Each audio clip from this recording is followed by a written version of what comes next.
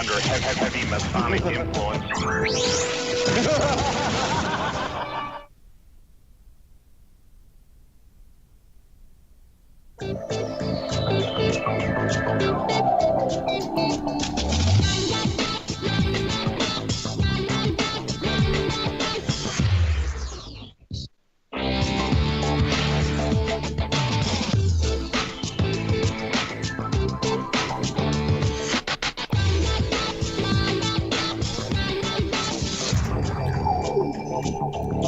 Hello and welcome to the Revolutionary Radio Project. I am your host, Rob Skiba, and just a couple of quick announcements before we get started here.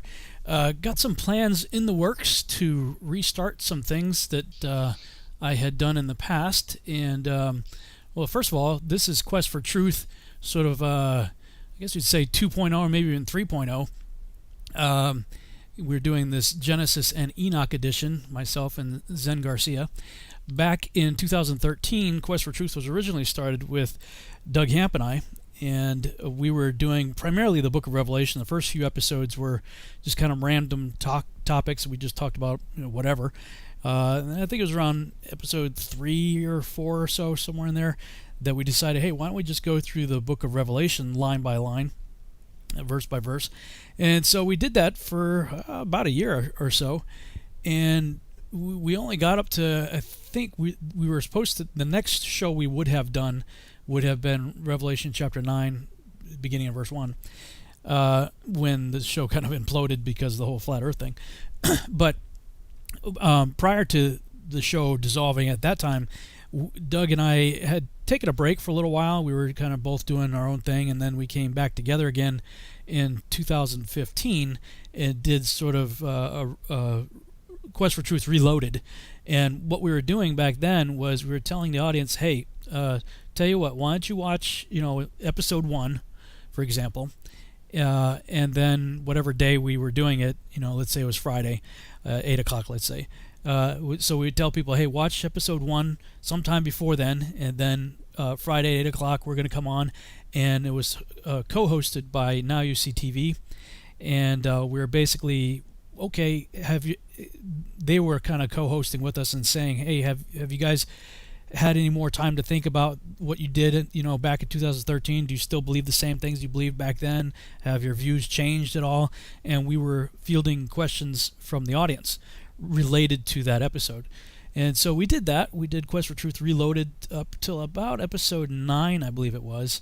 So you can see I'm showing it on YouTube right now. Quest4Truth episode 9. We're talking about the Nicolaitans and stuff like that. And then we did the Reloaded, where we had the commentary on it and interaction with the audience. And it was right around this time that Doug said, you know what, I'm done. And he was out, and that ended our show together. And so basically from episode 10 through 28, we never had a continued commentary on those episodes. And I was thinking about it the other day. I said, it'd be kind of fun to pick that back up again. And so I talked to Jake Grant, and Jake agreed to co-host with me. So we haven't set a date yet. We're going to figure out what our schedule is going to be like and what's going to work out the best for both of us to do that. But we're going to restart the Quest4Truth Reloaded series beginning in episode 10.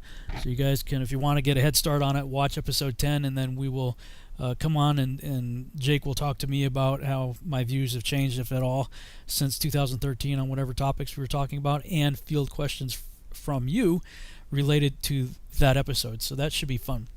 The other thing that we are restarting, and this is happening this Saturday, is we are restarting the Virtual House Church. I did it for about 4 years, then took a break for a few years, and just had a feeling like, I think it's something I should probably get started back up again. Sheila's been kind of hounding me on it, saying you should do it. Several people have, and so I talked to Kevin. Kevin Roberts was the leader of our home group fellowship when we were doing home Bible studies that led into the idea of Virtual House Church when we were actually doing our own real life house church. And Kevin has since moved to North Carolina, and our home group hung on for a little bit longer, a few years or so, and then eventually kind of just dissolved. And so I talked to him. I said, would you be interested in coming on and maybe restarting Virtual House Church with me? Because he had such great insights. And he said, yeah, sure. So I'll probably bring Kevin and a few other people on to do our Virtual House Church Torah studies. And that will begin probably at 2 p.m. Central Standard Time this coming Saturday. So what's the date? Today is the 20th. So May 23rd, Saturday, May 23rd at about 2 p.m. Central Standard Time, so keep an eye out for that here on my YouTube channel. We'll be picking up this coming weekend is the beginning of the book of Numbers, so starting in Numbers chapter 1. So that should be fun. Looking forward to that, and of course looking forward to our show this evening with my partner Zen Garcia for this study on the book of Enoch. Zen, are you there, sir? I am, brother. Always an honor and a pleasure to be here with you and the listening audience. Yeah, man, excited to jump back into it again. I think we're getting ready to jump into the animal apocalypse, I believe, this evening. Right. But before that, I got an email from you this week. You released another book, looks like. Yeah, I'm releasing a book on the pre-Adamites and the antediluvian world. Should be less than a month. If you're talking about the newsletter, I think my children are pre-released it, and so Nice. yeah, it should be coming out really soon. But I did a couple of shows on it to bring out some content, and it's interesting because even this evening I was speaking about a particular portion. It's called the Wulam Olam, and it's an old pictographic story from the native peoples, and it talks about the creation of the earth and then how the ancient serpent, came and basically went to war against it doesn't say children of Adam, but the good people, and then it led to the destruction of the earth, and I was talking about how also the depiction of it in the very first, where in the Bible it says Elohim created the heavens and the earth, it shows a flat plane and a vaulted dome over, and that's the Nice. symbol of creation at the very beginning. When was that written?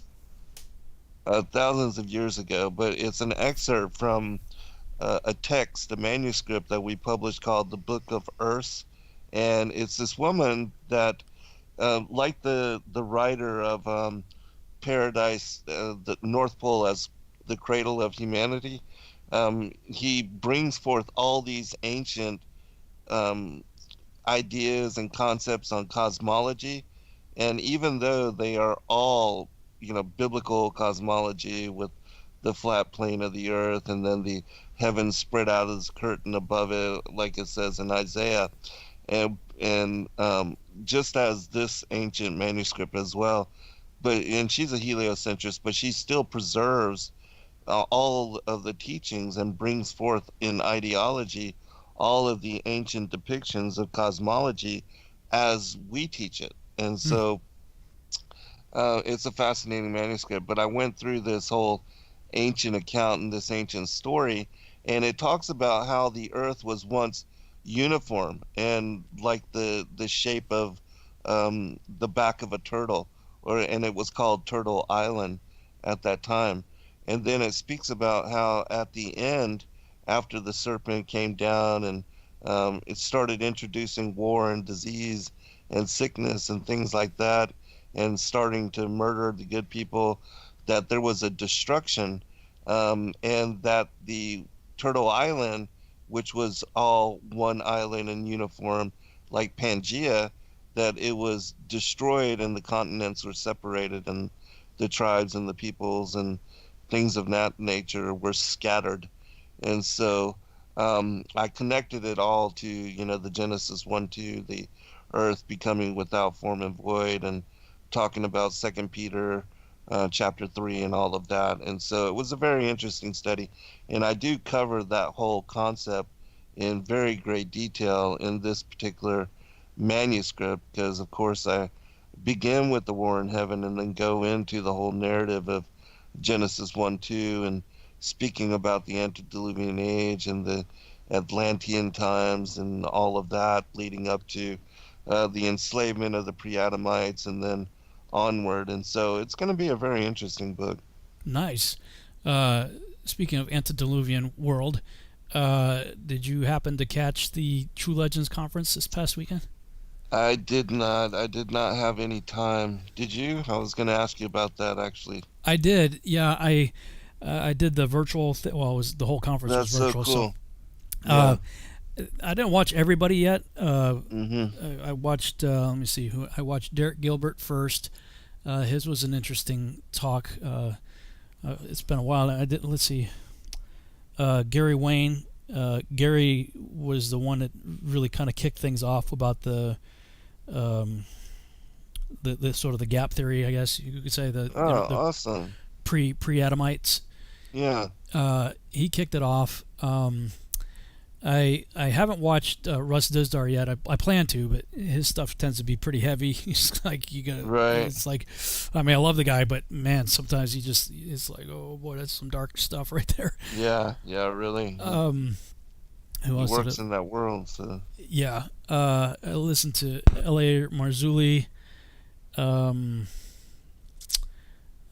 several, and Steve Quayle, and trying to think of who. There was another guy I watched too. Anyway, they were all talking about it, like almost. Really? Yeah, Dr. Michael Lake. Oh. I watched his too. Like, pretty much That is everybody. surprising. Yeah, it's like pretty much everybody, at least that I watched, went down that path. They addressed it. Of course, I'm yelling at the monitor watching Gary Wayne. I mean, I love the guy. He's got some great stuff, but he has biblical cosmology on the screen. Like he has the Logos Bible software picture on the screen, and yet he's talking about the universe and the Copernican model.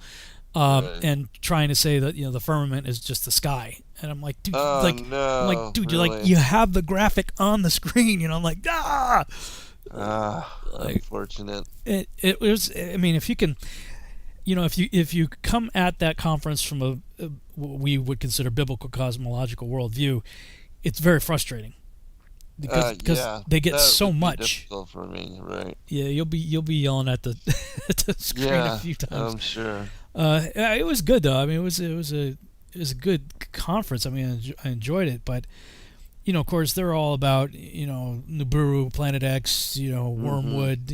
Tom Horn's got a new book, The Wormwood Prophecy. With the asteroid or whatever going to hit the Earth. Right. I love Steve Quayle, but he's one of those guys that I can't listen to, kind of like Russ. I can't listen to a lot of it. Even there's like we had on the Christian side we had Steve Quayle, and then sort of on the secular sort of Christian side we had Alex Jones. And like if you listen to either or both of those guys like all the time, you're like, what's the use, man? I'm just give me a bullet. Yeah, exactly right. Yeah, there's a lot of just you kind of feel hopeless sometimes. Yeah. It's like they try to end on a hopeful note. Yeah, but we got Jesus. And you okay. But I'm just like, okay, you guys are and of course LA's got a new book coming out that he's working on it's all about the second incursion. So I'm going because he never skips a beat when it comes to that. It's like whenever he does a conference, he never mentions my name, but he always throws out my thesis. Right. He's like, some people teach that it was one of the, wives of the three sons. He's like, I just can't go there. I can't. And I'm like, okay, dude, I'm assembling my ammo so that when he comes out with his book, I'm gonna destroy it. I mean, Moses, like, the same guy who wrote Genesis 6:4 also wrote Genesis 9:18 and 19. And it tells you point blank, these are the three sons of Noah, Shem, Ham, and Japheth. And, oh, by the way, Ham is the father of Canaan. Right. And then it says that through them was the whole earth populated. I'm like, right. that's the end of it, dude. Like, Because he goes on and talks about the Canaanite. He's all on the. He's got some great stuff on the trail of the Nephilim and all the research he's been doing, traveling the world, the conehead skulls and all that kind of stuff. Yeah. And I believe the same way that there was a Nephilim diaspora in the time of Joshua, when the Israelites are going through the land and just wiping these guys out. Right. The commandment was to utterly destroy them, and they were doing a pretty good job of it. So at that time they drove the ones that they didn't utterly destroy, were many of which scattered. They were scattered, or it says that some remained in was it Gaza and Gath and whatever. Right. And those are the ones that David and his boys had to take out. But yeah, many of the others took off into Europe and then eventually over here to this side of the world. Right. But he's always talking about the Canaanites, and God had to wipe out the Canaanites, and these are Nephilim and blah blah. I'm like, yeah, but Ham is the father of Canaan. Right. Exactly. It tells you point blank, dude. I mean, right. So anyway, I still, they may not like me much, but I still love those guys, and me too. I greatly respect all of them. I just wish they could. I mean, they're such great researchers, and yet for them not to be able to make that, and it's just an unwillingness. It's not that it's even difficult to establish the truth of cosmology. I mean, there's no curvature. I mean, that one thing alone, and then the whole thing of that we're spinning 1,037 miles an hour faster than the speed of sound and a bullet shot from the gun. I mean, all that is ludicrous too, and so it's not that difficult to establish the truth of cosmology. Yeah, I was watching I believe it was Dr. Lake's presentation, and these guys, of course, they all love the Book of Enoch and everything, and he was talking about time, and he was trying to say that it was either during Joshua's long day or Hezekiah's sundial going backwards, that and of course I have to remind myself that was me 5 years ago. Right. Trying to say, well, maybe the Earth's orbit changed and the Earth didn't quite speed back up, or whatever. I'm like, dude. But again, I had just like, okay, that was me 5 years ago, so right. I believe the same thing. I would have made up the same kind of excuses when you just can't accept it. Yeah. And it's unfortunate, because Gary and I are really good friends, and he's never really took a stance on cosmology, just because he's always declared that he hasn't really researched it, and he's a great researcher as well, and so it's unfortunate that, but I can see him going to that conference, that there is no way you can oppose it, because otherwise you would not be. So maybe he was. Oh, okay. So maybe he was given a signal. Right. He's saying one thing, but he's got it on the screen. Like he literally had the Logos software, biblical Hebrew cosmology on the screen when he was trying to describe, but it was trying to say the firmament was the sky and everything. So. So he would have had to conform, to that whole. Otherwise, he wouldn't be invited back, or he'd be blacklisted. Yeah. Yeah, but. So did you pay for it? I wonder if you could still. No, I didn't. Possible, but so. if I can still pay for it and it's still up for me to review, I would be down for doing that. I just did not have the time because I'm trying to, I'm focused on, and whenever I'm sitting up in my wheelchair, I'm trying to get as much as I can done on my own stuff, and so and then in the evenings, almost every night last week, and most of the nights this week, I have shows, I have broadcasts, so I don't get to watch at night because I'm doing radio shows, and then during the day I'm working. So come on, man. Slacker, you slacker. Yeah. No, actually, I was a slacker. I literally didn't do anything like the whole weekend. Of course, Shabbat, Good for I you, tend man. not to do anything anyway on Shabbat. Yeah. But I was a total couch potato over the weekend. And, Sabbath is tomorrow for me. Oh, that's right. You guys are on sliding schedule. Hmm. All right. So, yeah, any other announcements or anything else going on your side before we jump in? No, just working hard on that, and it's good. I think that it's really good for people to take time off, and especially honoring the Sabbath, and I love just, especially if the day is sunny, to just be outside and Mm-hmm. to be outside in the creation, because doing work on the computer, it's always inside the house and Yeah. separate from the creation. And so yeah, I like to use those days to be with the creation and with God and Yeah. the great mystery of everything. So Yeah. Right on. All right. So I think it's chapter 80 for me and 81 for you. Does that sound right? I thought we had gone a little bit further, but maybe. Let me Let's look. check. I'm looking at 79. That was where, yeah, the the seed's not going to bear stuff that the Okay. heaven shine. Oh yeah, the sun's going to do weird stuff. Yeah, so we covered that, I think, with the signs in the sun, moon, and stars. Oh Hmm. yeah, and they shall transgress and think themselves gods. Yeah. Yes, So right. we Hmm. covered that. Okay, so let's see. I got 5 minutes. I should be able to get through this. Chapter 80 in the Lawrence. He said, O Enoch, look on the book which heaven has gradually dropped down, and reading that which is written in it, understand every part of it. Then I looked on all which was written, and understood all, reading the book and everything written in it, all the works of man, and all of the children of flesh upon earth during the generations of the world. Immediately after I blessed the Lord, the King of glory, who has thus forever formed the whole workmanship of the world. And I glorified the Lord on account of his long suffering and blessing towards the children of the world. At that time I said, Blessed is the man who shall die righteous and good, against whom no catalogue of crime has been written, and with whom iniquity is not found. Then those three holy ones caused me to approach, and placed me on the earth before the door of my house.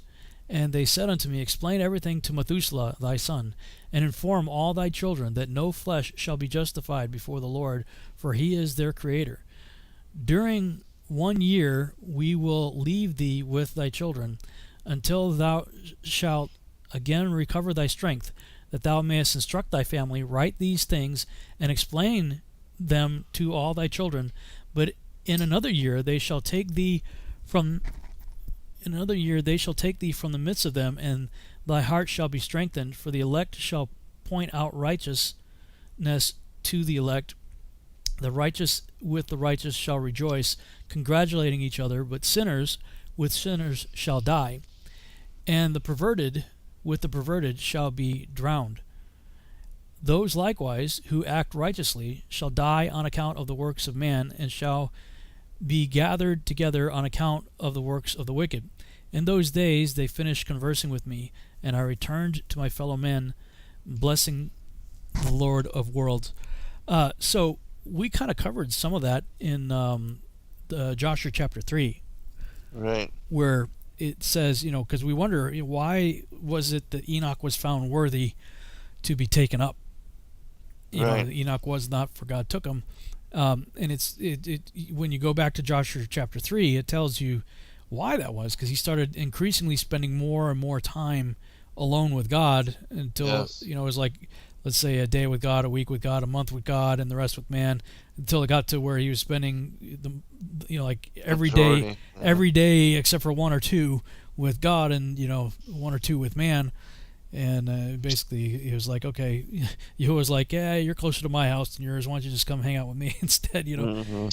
Right. So it was my contention when I was looking at it as sort of the synchronized, biblically endorsed extra biblical texts, that being Genesis, Enoch, Joshua, and Jubilees, all put together, give you an extended, extremely elaborated story on what's happening. Is that there, however long a time he was in heaven during the last 80 chapters that we've been reading, he did come back and Right. was educating, of course, his son Methuselah, but with the idea of passing that knowledge on and writing, what was it, 360 books or something? 66 books, yes. That we don't have anymore, Right. unfortunately. I don't remember if it was somebody that was talking this weekend on the conference, or if it was something else that I'd seen. That somebody there was some prophecy that some kind of massive archaeological find was going to happen, like really soon. Somebody had prophesied that, and the first thought came in my mind, man, I wonder, wasn't it on our show that we were talking about that? Like, wouldn't it be cool if a whole bunch of books were found? Oh, we were talking about that with regard to Paul, I think. Stuff that would validate Paul's ministry, but regardless, I just, they talk about supposedly there's a library or some kind of secret vault underneath one of the paws of the Sphinx, I guess. Yes. So that was because I had speculated quite some time ago and wondered if the Great Pyramid was not the location where the tablets of Enoch were stored in the so-called king's sarcophagus there, because they all agree that no body was ever found there. Right. Oh yeah, that was definitely not a tomb. Certainly not. And that sarcophagus was put there to make it look like a tomb, but yeah, those pyramids were not created to be tombs. No. And Kent Hovind had pointed out that the interior dimensions of the king's sarcophagus matches the exterior dimensions of the Ark of the Covenant, which I always thought, wow, that's interesting. Yeah, that is very interesting. Oh, we're going to break. We'll come back.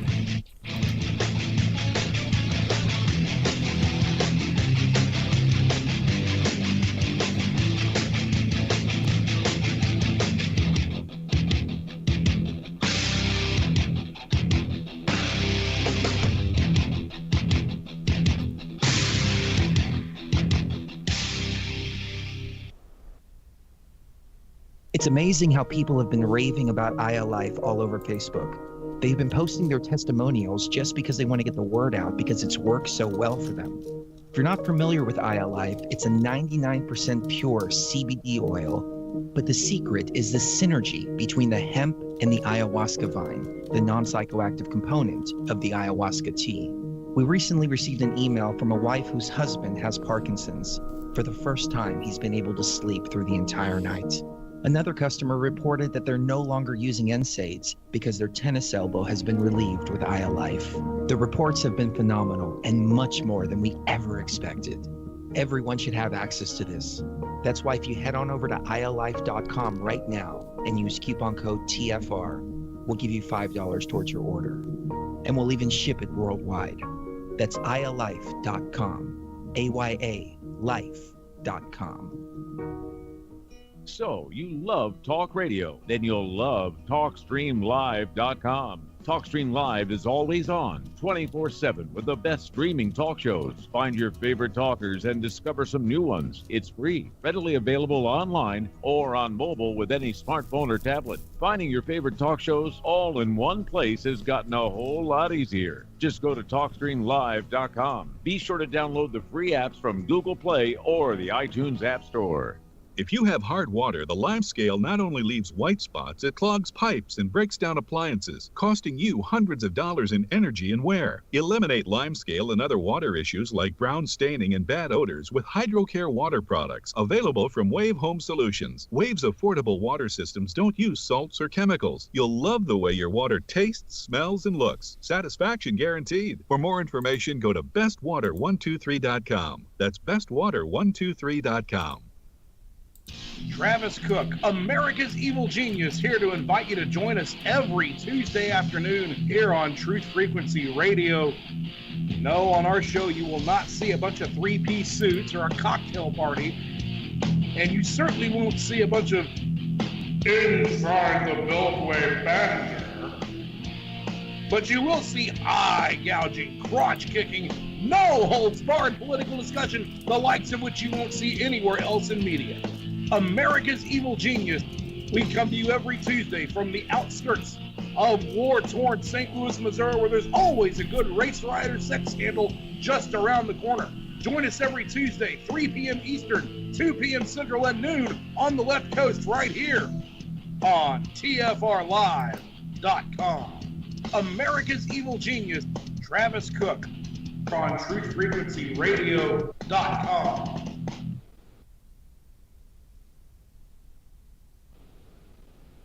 You're listening to the Truth Frequency Radio Network.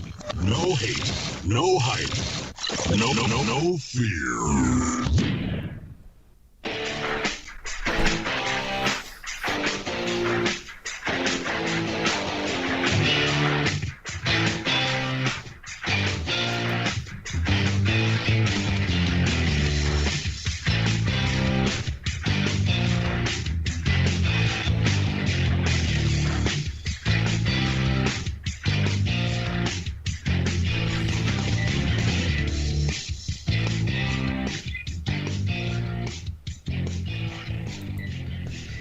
And we're back on the Revolutionary Radio Project. I'm your host, Rob Skiba, and right before the break, we were talking about the time that Enoch was spending going back and forth, and how he was up in heaven for however long he was during the previous 79 chapters, and then he was brought back to Earth to teach his son Methuselah what needed to be taught. And are you of the opinion, Zen, that that the Great Pyramids were built by the house of Seth?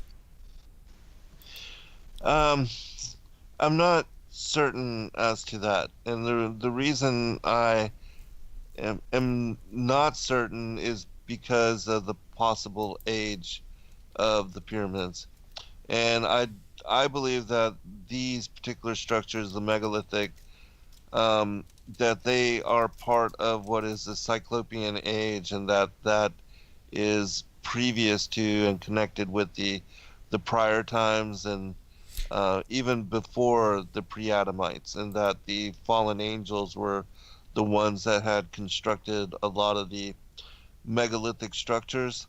But I do know that it does, in some places, attribute the pyramids as having been built by Enoch. Mm-hmm. And so, but again, I'm one of those that believes that these structures are very ancient, and even the weathering shows that they were there at a time when water and rain mm-hmm. were very prevalent. And even if it wasn't water and rain, but maybe perhaps even, one of these prior judgments and of a flood that had occurred in ancient times. And this is going back again to Genesis 1:2, because I believe that there was a flood that destroyed everything, and that the word there in 2 Peter chapter 3, the word perished, it speaks about utterly destroying, completely annihilating, and so I believe, and even in Genesis 9:11, it speaks about how there was a time when everything, all flesh, was cut off, and I believe that is also a reference to this previous flood and previous destruction, which dates back to the Genesis 1:2. Mm-hmm. And as I was talking about earlier with the show of these pictographic, this Olam, Walam Olam, and how it talks about the, Turtle Island becoming fractured and destroyed as well, that this also dates back. And the other thing is that when this occurred, it speaks about in Genesis 2:4 how there was not yet any rain and no man to till the ground, and that there was a mist that went up from the face of the earth that, nourished everything with water. And in this particular text, it speaks about how there was a fog that encased the world in similarity. And so, and it talks about in Genesis 1:2 how darkness was upon the face of the earth. And so, thinking about that, I considered that if there was darkness and not yet light, and neither was the sun and the moon put into place, because that doesn't happen till day 4, if things were cold, and if there was like great ice upon the landscape at that time.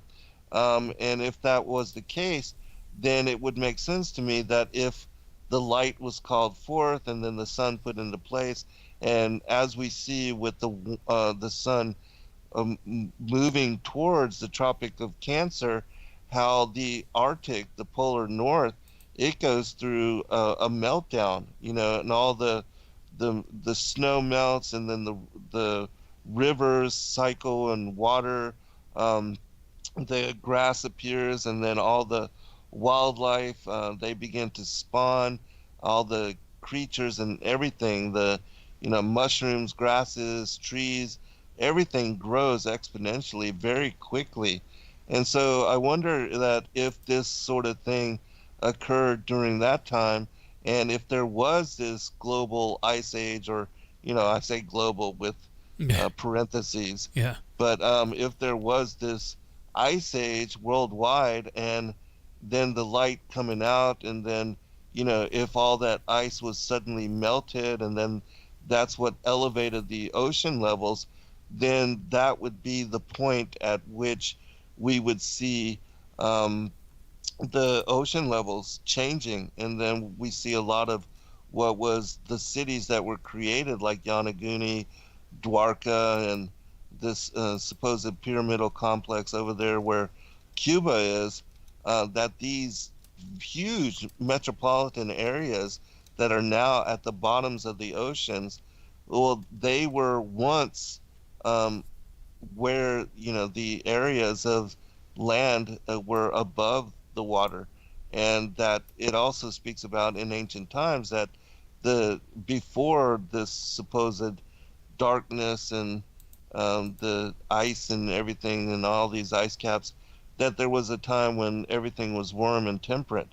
And I don't know how all that plays into the ancient past as well, but it does speak about in Hesiod's works and days how during the reign of the demigods, part of the Sumerian kings list, that this was a golden age, and that everything was perfect and in harmony, and there was no real challenge to life, that they enjoyed abundance of pleasure, and that it wasn't until they fell away and started involving themselves in evil and darkness and calling up entities from the below, that God brought judgment upon them, and the Atlantean culture and kingdom was destroyed both from below and from above.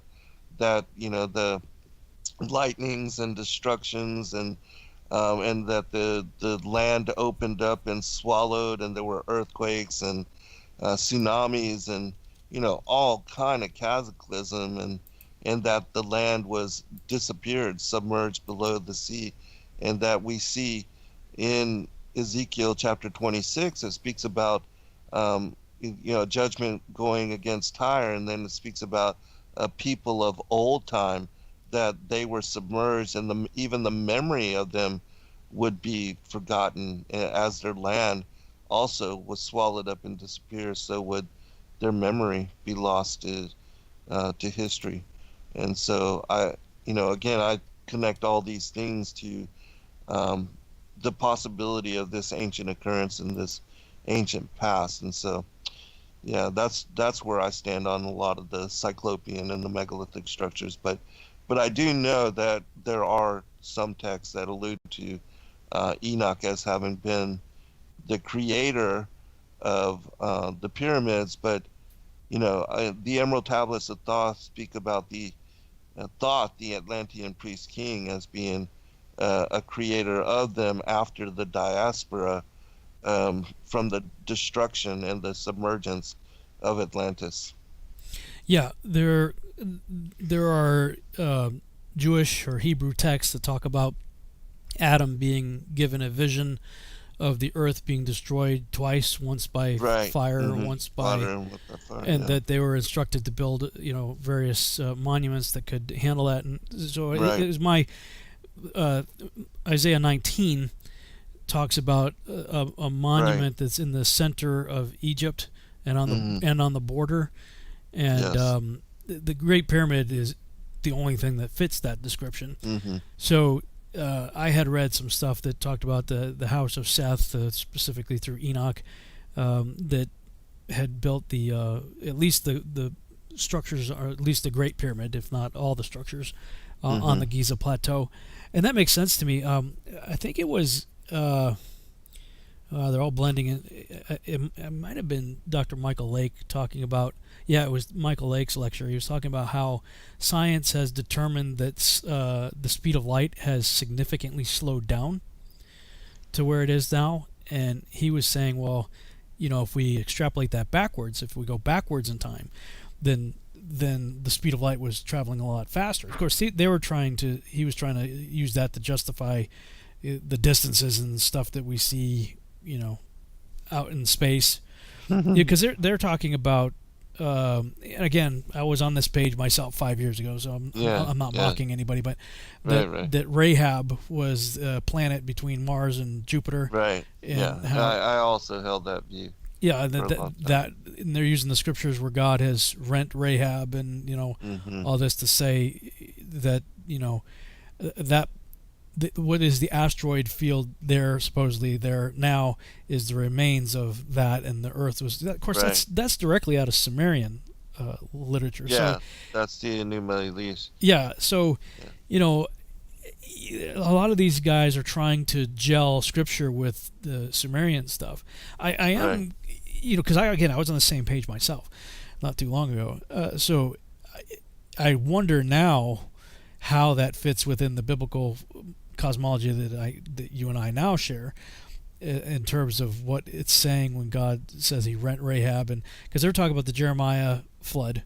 They're differentiating the Jeremiah flood from the flood of Noah.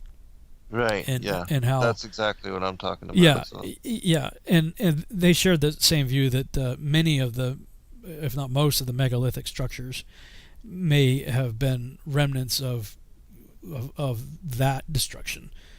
Right. I could go either way on that because I don't trust the dating methods. So, when somebody gives a date for something, I'm like, yeah, whatever. Exactly. Just because the amount of assumptions that go into, the circular reasoning and the assumptions that are involved with the dating processes, I don't trust it. We're talking the Sumerian King's List, though. That's interesting. It's like, okay, you either have to believe that they were real and that they did live those extended periods of time, which automatically puts us out of the Genesis 1, 2, and following verses, because from Genesis 1-2 forward, you've got about 6,000, 10,000 maybe 10,000 on the outside, but pretty much about 6,000, 6,000 to 7,000 years of history from now, dating back to Genesis 1-2. But from between Genesis 1:1 and Genesis 1:2, there could have been a whole lot of other stuff within which the King's List could have made sense and could have actually been. So you either have to accept that could be, or that we're dealing with massive typos in, in adding too many zeros or what have you, regarding the extreme longevity of these people. Right. But yeah, you probably be really intrigued because they were all on that page during the conference.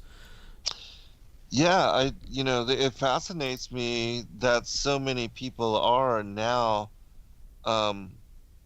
doing this area of research, because I've been covering this for a very long time, and what I've noticed about some of the people that go into this is that they are all coming from it from just the King James, whereas my area of expertise is always to include all these other ancient sources, and my book does that. I include a lot that most people don't even know about in connection to the pre-Adamite and the antediluvian age. And so it does fascinate me that, because again, it's out of the mouths of 2 or 3 witnesses that the truth is established. And it always seems to work that, even like with our work on biblical cosmology, that God really leads and opens up a fascination for something he wants to reveal to world, and that he does it through researchers. And in this day and age, we are part of that group that is being and doing the work of the Most High and revealing things. Even this, this whole dialogue on the Book of Enoch, we are opening people to a lot of really new information that they've never heard about before. And so, yeah, I definitely want to check all that out. I'll probably will finish my book before ever doing so. Yeah. And that way I don't want to be tainted by somebody else's research. But it would be good to consider. But yeah, they'll probably keep it going. They still have the streaming video on demand available from the 2019 conference. Oh, really? Okay. So, yeah.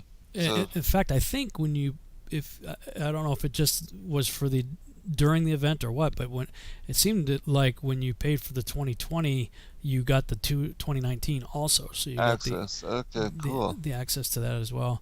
So pretty cool. You mentioned the morning dew earlier when you were talking, sending a mist, and that's something that kind of off subject a little bit here, but I've been seeing a lot of ads on Facebook and stuff I've been looking into on YouTube and stuff like that of harvesting water from the air, and how that the morning dew thing. It still works. That still happens. Yeah. If you've ever gone camping, you've oh yeah, absolutely. You've dealt with that, but using some pretty simple techniques, you can harvest that water right out of the air.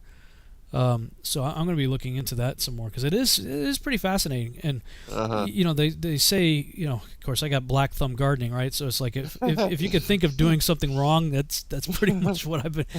Cause I would save myself so much time and headache if I just would read the directions and look at it first instead of afterwards just trying to figure out why it didn't work. But what would be the fun of that? Well, yeah, exactly. You learn a lot. You learn sometimes more from your failures, than anything else. But cause I'd go out there in the afternoon, and of course we haven't hit the summer heat yet. It's still but it's still getting in the 80s. Mid to 80s or so during the day, and that sun coming down. It's hot. So I'm looking at these plants; they look all dried out. So I'm like, oh, I should water them. Not realizing that, of course, when you water plants in the middle of the day, you're just you just created magnifying glasses. Right. You're actually burning the plants. Burning them. Yeah. When it's like, okay, yeah. So don't do that. They say you're supposed to water it like first thing in the morning, is what most people tell you. But I'm a go to sleep at 4 o'clock in the morning kind of guy. So. What I've been doing lately is like, okay, well, right before I go to bed, I'll just go outside, 3 or 4 o'clock in the morning, and just give everything a good wet down, and then I don't have to worry about it during the day.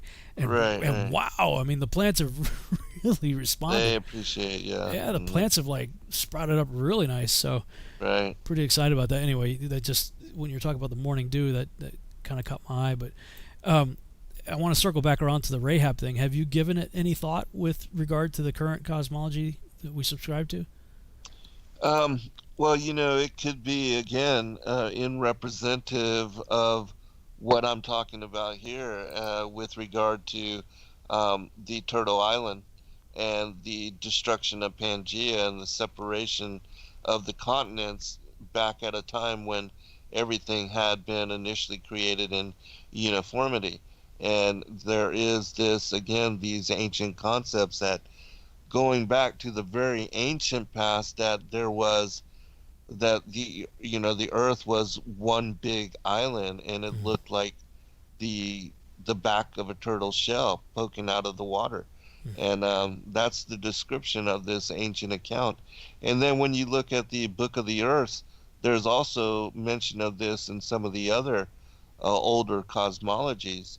And so that's in my opinion, because I used to be one that accepted when I was all in the heliocentric worldview, that Rahab was that planet that was there in the, between the Jupiter, where the Mars. asteroid belt, where the asteroid belt is now, and but I know all that to not be true any longer. And again, it's so easy to determine that there's no curvature to the Earth. There's no way that the Earth can be round or spherical in shape.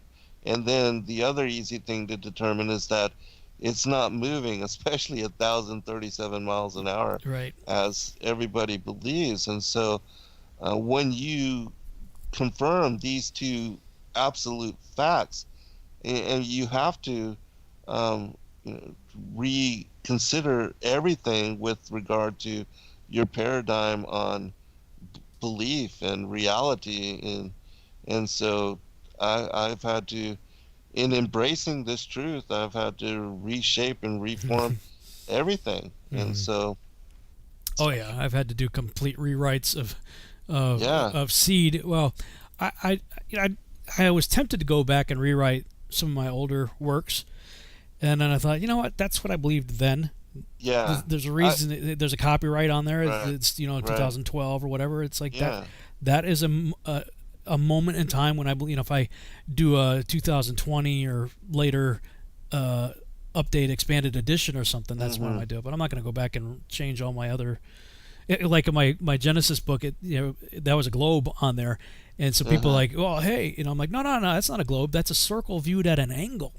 See, if you're looking at the outer rim of the circle, just kind of at an angle. See, I don't have to redo the cover.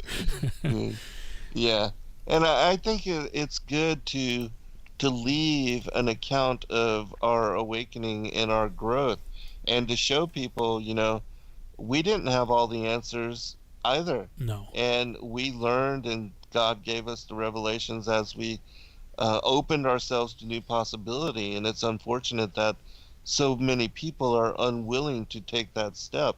But at least we were, because no matter what, I'm always going to stand for truth. And the incredible thing about this particular truth is that it unlocks the Bible and the book of Enoch. It helps us to understand things that were hidden to us, and it makes stories like, the sun going back 10 degrees, and the sun and the moon standing still. Those kind of stories unlock and make sense, and the truth and what we know to have actually happened in the ancient times comes forth with this revelation. But if you don't open and embrace it, then how can you really ever really understand the fullness of what is revealed in Scripture, and especially with the things that happened in ancient times? You can't. And that's the sad thing about, so many being unwilling to go to this length. Yeah, I think it was about this time last year that I started going through archives of shows that I've done, as well as other people's shows that I was on. And because people were trying to say, my tree logo is Kabbalah, and everybody's like, what's with the 33 and what's with this and with the I'm like, you bunch of morons. I've been talking about this for a decade now, Right. And somebody recently was, what are you talking about gardening for? How come you're not talking about the mark of the beast? And I'm like, well, because what else am I going to say except I told you so? Right. I mean, when it comes to the vaccine and the mark of the beast, I've been talking about that for 10 years now. Everybody wants me to talk about it now. I'm like, I already have. What am I going to do? Is say, look, this is what I told you so back in 2012. Right. But I've been going through archives, and it was about a year ago I started posting them as sort of a chronology. Mainly just to leave a trail showing where I've been and how I got to where I am now. And it's been a good exercise actually going back, and it's kind of funny actually going back and listening, because you're just like, oh, I was so sure of myself, some of the things that I was saying and believing back then. And right. I stopped doing it because the last show that I uploaded was a view from the bunker show that I did with Derek Gilbert right before the first Future Congress conference in Branson, Missouri, which was my breakout conference. That was the first time that's when I stepped out for the first time on the public scene. I had done some local stuff just with mainly friends and family, here in the Dallas area, but my first breakout on the stage, on the public scene, talking about any of this stuff, was the Branson, Missouri Future Congress conference, and that's where I left off in the uploads of my archives. So I was looking at that the other day. I was like, oh, you know what? I'm going to go find those Future Congress lectures that I gave, and so I've been cleaning them up because the graphics weren't that great, but staying true to the PowerPoint that I did back then. I'm editing those, so I'll probably upload those this weekend. Cool. Yeah, so if people are interested. But I was even talking about that, for Joshua to command the sun to stand still, that means the earth stopped rotating. And, right. And I was like, as a days of Noah, what do we have in the days of Noah? Well, we had interdimensional portals, right? Because the Tower of Babel wasn't about height. Tower of Babel wasn't about height. So see, CERN, as it was in the days, which I do still believe that they were probably having some kind of portal action going on. And actually, that was absolutely. I agree. Derek's lecture was about portals. And it was very insightful. It was very interesting. He was talking about various sort of hot spots on Earth, or open windows kind of things where things have happened, and centering primarily basically from Giza going up through Mount Hermon, talking about that whole area there. But yeah, it is interesting going back and looking at the previous stuff and how much we changed just even a few short years. Right. So I'll be posting those probably this weekend. And looks like we're about ready to go to break. We'll come back and you can read the Charles version of chapter 81. Sounds good. Then we'll move on from there. All right.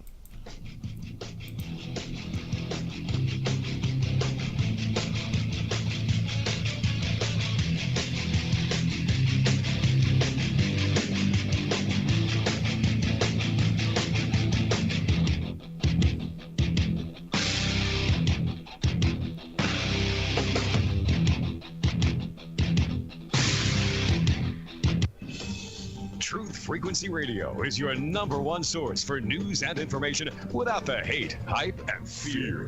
We're proud to feature cutting-edge programs like The Christopher Everard Show, The Covert Report with Susan Lindauer, Enemy Within Radio with Tom Barnes, Freaky Friday with the Woo Crew, The Gematria Effect with Zachary Hubbard, America's Evil Genius with Travis Cook, Phoenix Rising Radio with Phoenix, Quantum Connections with Lucky, and dozens more. Did you know you can listen from any telephone by dialing 641-793-7117? Or call into your favorite show, toll free at 833-TFR Live. Uncensored talk and news you won't hear in the mainstream media. Truth Frequency Radio, your protection from deception.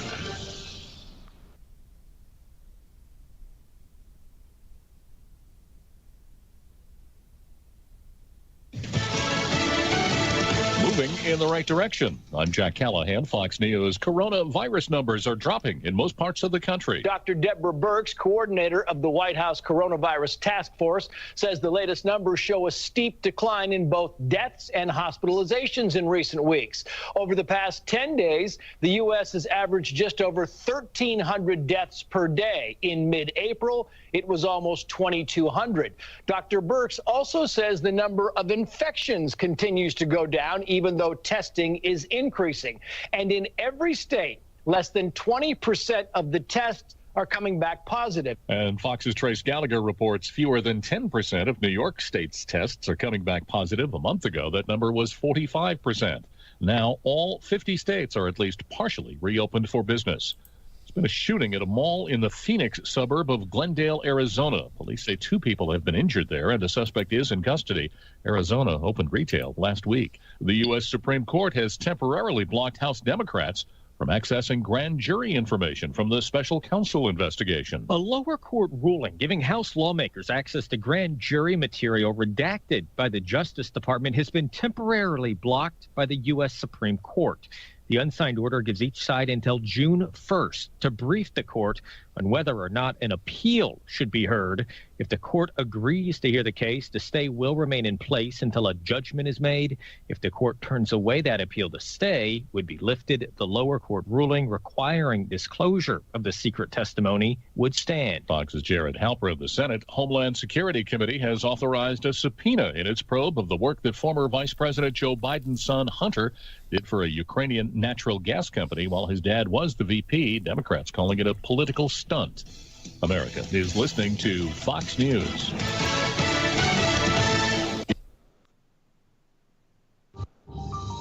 You must unite as a citizen. We are TFR. Truth Frequency Radio.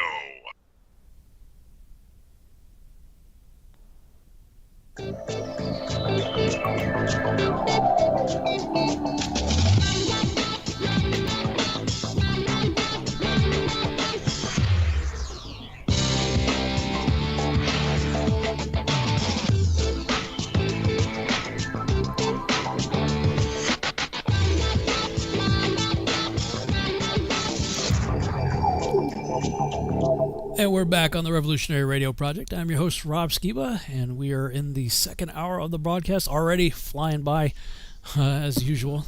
So, yeah, Zen, you want to go ahead and read the Charles version, Sure. chapter 81? And it is crazy to me how these shows go by so fast. Oh, man. But, yeah. All right. And he said unto me, Observe, Enoch, these heavenly tablets, and read what is written thereon, and mark every individual fact. And I observed the heavenly tablets, and read everything which was written thereon, and understood everything, and read the book of all the deeds of mankind, and of all the children of flesh that shall be upon the earth, to the remotest generations. And forthwith I beseech the great Lord, the King of glory, forever, in that he has made all the works of the world. And I extolled the Lord because of his patience, and blessed him because of the children of men. And after that I said, Blessed is the man who dies in righteousness and goodness, concerning whom there is no book of unrighteousness written, and against whom no day of judgment shall be found. And those 7 holy ones brought me and placed me on the earth before the door of my house, and said to me, Declare everything to thy son Methuselah, and show to all thy children that no flesh is righteous in the sight of the Lord, for he is their creator. 1 year we will live thee with thy son, till thou givest thy last commands, that thou mayest teachest thy children, and record it for them, and testify to all thy children. And in the 2nd year they shall take thee from their midst. Let thy heart be strong, for the good shall announce righteousness to the good. The righteous with the righteous shall rejoice, and shall offer congratulation to one another. But the sinners shall die with the sinners, and the apostate go down with the apostate. And those who practice righteousness shall die on account of the deeds of men, and be taken away on account of the doings of the godless. And in those days they ceased to speak to me, and I came to my people, blessing the Lord of the world. Don't really have any commentary that we haven't already discussed. Do you have anything more you want to share on that? Just one thing. It's interesting to me that the heavenly tablets, which God has a book and several books and even a library where everything is written already about what's going to happen. And it shares this, that, the heavenly tablets have been read from by not only Enoch, but we see that in Jubilees that Moshe is also shown and given the story of Noah, and all of that, and how he read from the heavenly tablets, and how the changing of the calendar and the Sabbath and all of that would take place, and that was written therein, and how his sons would fall away and sacrifice to idols and eat blood and get involved in abomination. And so everything is revealed and known, and we're about to go into what are called the dream visions, and that is part of this account of all the generations of man, because it talks about in the Asseter, the secret book of Moses, that Adam was given 5 books, the books of creation, when he was cast forth from paradise. And one of them was the book of the generations of man. And the other, the book of the signs, one was the book on the luminaries, and another, the book of the wars of the Lord. And these particular texts describe prophetically what we see as the different portions of the book of Enoch, which is, again, interesting because it says that he passed them on to Enoch after his death, and then Enoch to Noah and Shem and Abraham and on and on. But when we get to the Testament of the 12 patriarchs, even they describe how they read about what their sons and their children are going to do, and they warned them from the prophecies of the books of Enoch, the righteous. And it mentions that in those particular scrolls. And so the testaments of all of the different patriarchs, they understood what was written therein. And of course, they alluded to Christ, the Word, the Logos, the Memra, as being their Savior Messiah and their helper all throughout the ages. And, which is again why it's important to study the Targum with the restored translations of the Word of the Lord found within them to understand this particular fact. And that, we've read all throughout of the elect one, the Son of Man, and how he would be the judgment and the judge at the end of days. Mm-hmm. Yeah, right on. Yeah. Okay, I'll jump over to the Lawrence translation and read my chapter 81. Now, my son Methuselah, all these things I speak unto thee and write for thee. To thee I have revealed all, and have given thee books of everything. Preserve, my son Methuselah, the books written by thy father, that thou mayest transmit them to future generations. Wisdom have I given to thee, to thy children and thy posterity, that they may transmit to their children for generations forever this wisdom in their thoughts, and that those who comprehend it may not slumber, but hear with their ears, that they may learn this wisdom and be deemed worthy of eating this wholesome food. Blessed are all the righteous, blessed all who walk in the paths of righteousness, in whom no crime is found, as in sinners, when all their days are numbered. With respect to the progress of the sun in heaven, it enters and goes out of each gate for 30 days, with the leaders of the 1,000 classes of the stars, with 4 which are added and appertain to the 4 quarters of the year, which conduct them and accompany them at 4 periods. Respecting these, men greatly err, and do not compute them in the computation of every age, for they greatly err respecting them, nor do men know accurately that they are in the computation of the year. But indeed these are marked down forever, 1 in the 1st gate, 1 in the 3rd gate, 1 in the 4th gate, and 1 in the 6th, so that the year is completed in 364 days. Truly has been stated and accurately has been computed that which is marked down for the luminaries, the months, the fixed periods, the years, and the days, Uriel has explained to me and communicated to me, whom the Lord of all creation on my account commanded, according to the might of heaven, and the power which it possesses, both by night and by day, to explain the laws of light to man, of the sun, moon, and stars, and of all the powers of heaven, which are turned with their respective orbs. This is the ordinance of the stars, which set in their places, in their seasons, in their periods, in their days, and in their months. These are the names of those who conduct them, who watch and enter in their seasons according to their ordinance, in their periods, in their months, in the times of their influence, and in their stations. 4 conductors of them first enter, who separate the 4 quarters of the year. After these, 12 conductors of their classes, who separate the months and the year into 364 days, with the leaders of 1,000 who distinguish between the days, as well as between the 4 additional ones, which as conductors divide the 4 quarters of the year. These leaders of 1,000 are in the midst of the conductors, and the conductors are added each behind his station, and their conductors make the separation. These are the names of the conductors who separate the 4 quarters of the year, who are appointed over them: Melkel, Helamelech, Meliel, and Nerel. And the names of those who conduct them are Adnarel, Jaazusel, Jael-Lumiel.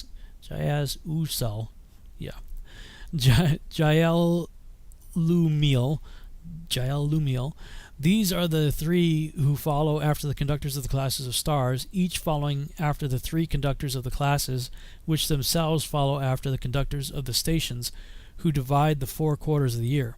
In the first part of the year rises and rules Melchias, who is named Tamani and Zaheh.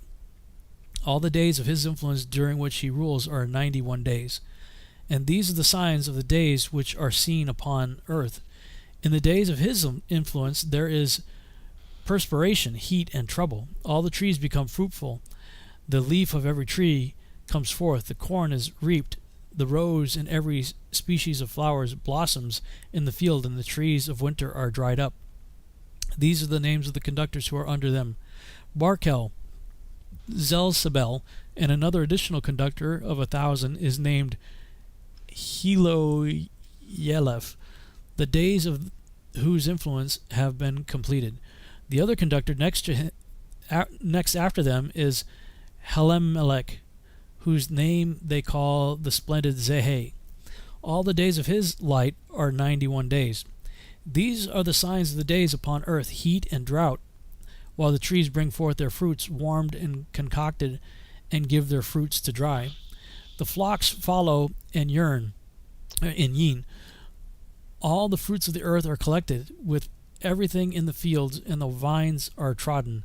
This takes place during the time of his influence.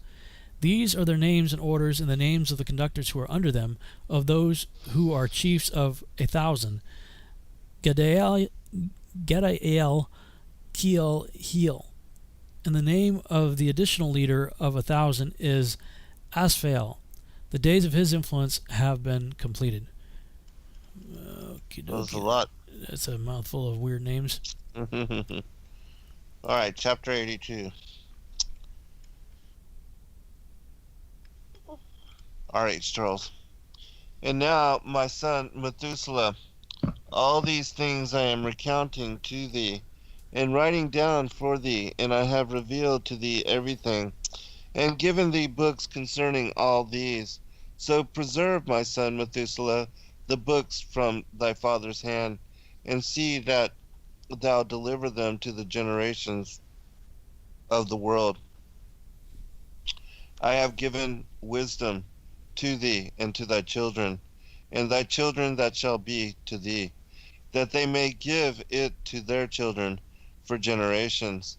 This wisdom, namely, that passeth their thought, and those who understand it shall not sleep, but shall listen with the ear, that they may learn this wisdom, and it shall please those that eat thereof better than good food. Blessed are all the righteous, blessed are all those who walk.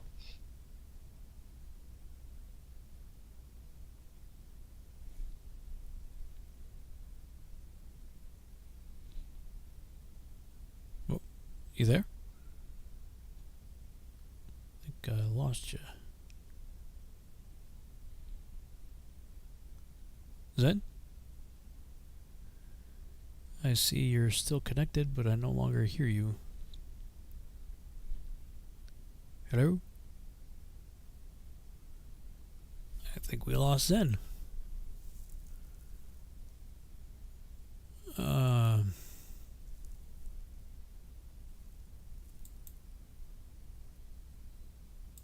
on a second. Joe, are you there? Everybody's still connected, but I no longer hear anybody. Can you guys still hear me in the chat room? You can hear me, but we can't hear Zen. Thanks, James. Appreciate that. Okay. Oh. I can hear you. It seems like we might have lost Dad. Oh, okay. It looks like... I'll try to give him a call real quick. Let's see if I can pop him back in here. Hang on a second. Sorry about this, guys. Try to add him back into the call here.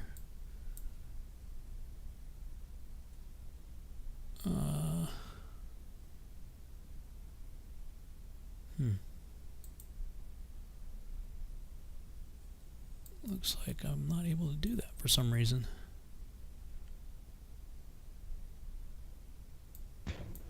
We have been having thunderstorms in this part of the country, so yeah, we might have lost power or had some kind of disconnect.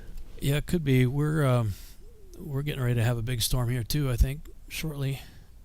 Invite more people. It'd be great to give you a little time off from having to water your garden. Yeah, exactly. It's crazy how all the plants love when they get rain compared to when we water it ourselves. They'll grow 3 or 4 times more. Yeah. Let's see. Why can't I add him back in here? I'm trying to add him back in. We just got in touch with Zen, and he said he didn't even notice that he got disconnected. So yeah, he's talking to himself. I'm calling him back right now. It looks like it's trying to reconnect. Right. Hopefully. Ringing him. Hang on, guys. Technical difficulty. Gotta love live radio. It's calling, but he's not answering.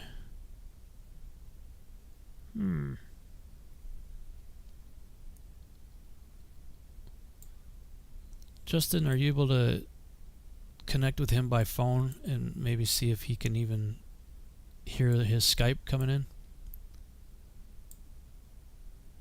We just got in touch with him. He said he was trying to get connected again. So maybe tell him I'm trying to connect to him.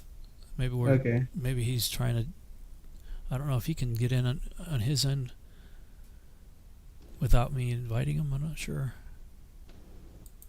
Let's try to re-ring him, and prayerfully this works.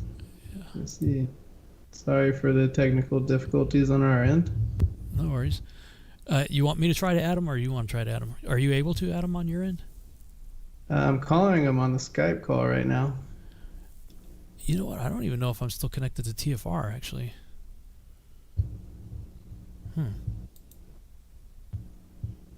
Yeah, it looks like I'm still connected to TFR. Okay, that's good. So I'm still connected on TFR, and I am dialing Zen again. Come on, Zen.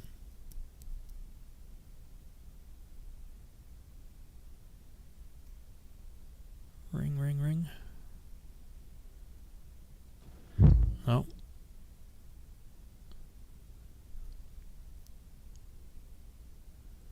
Oh, okay. What's that? It says that he said his internet went out. Oh, his internet's out? Yeah, sorry about that.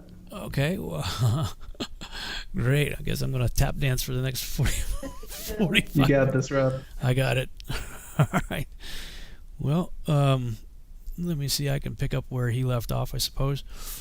Well, you know, I'm not going to read all this because it's the same. It's pretty much the same. It's just going to have to deal with all those long names again. So I will go back over to the next chapter.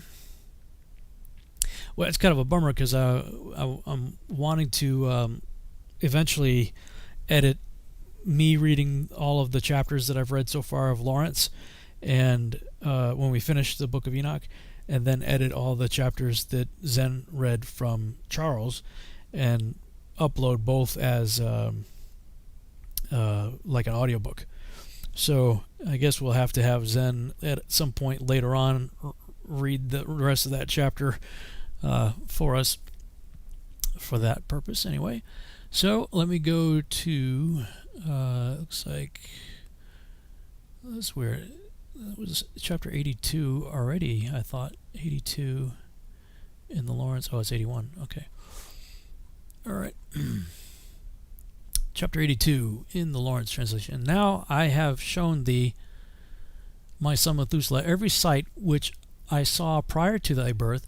I will relate another vision which I saw before I was married. They resemble each other. The first was when I was learning a book, and the other before I was married to thy mother. I saw a potent vision, and on account of these things besought the Lord. I was lying down in the house of my grandfather Malalel, when I saw in a vision heaven purifying and snatched away.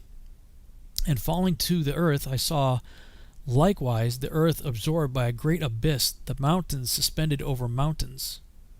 Hills were sinking upon hills, lofty trees were gliding off from their trunks, and were in the act of being projected and of sinking into the abyss. Being alarmed at these things, my voice faltered. I cried out and said, the earth is destroyed.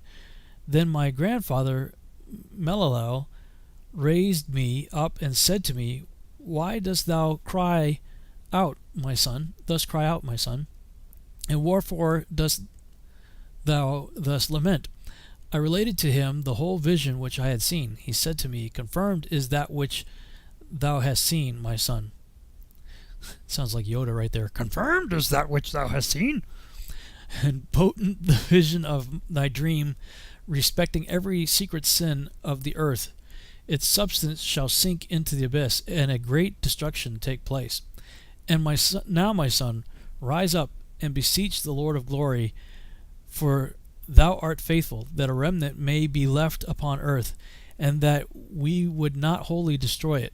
He would not wholly destroy it. My son, all this calamity upon earth comes down from heaven. Upon earth shall there be a great destruction.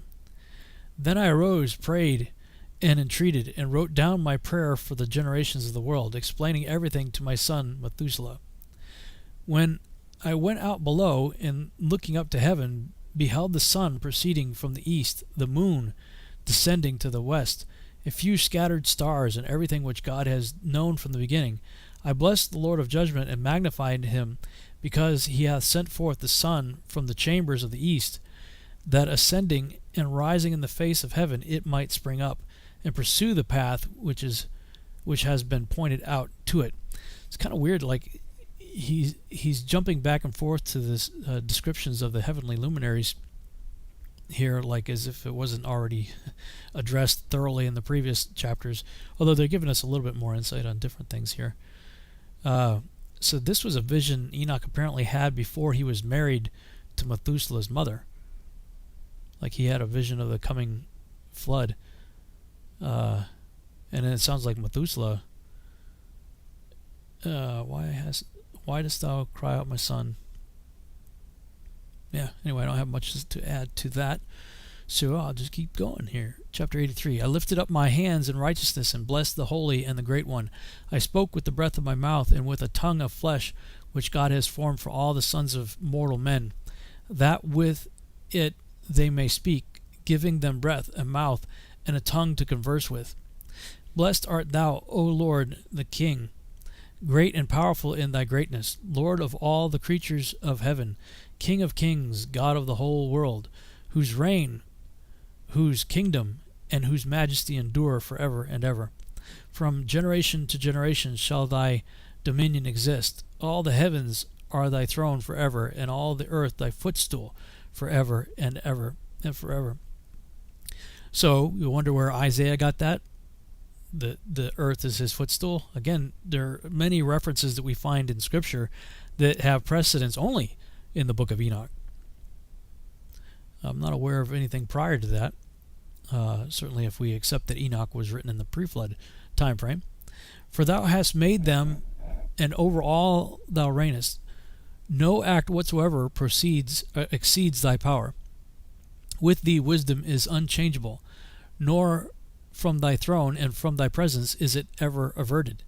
Thou knowest all things, seest and hearest them, nor is anything concealed from thee, for thou perceivest all things.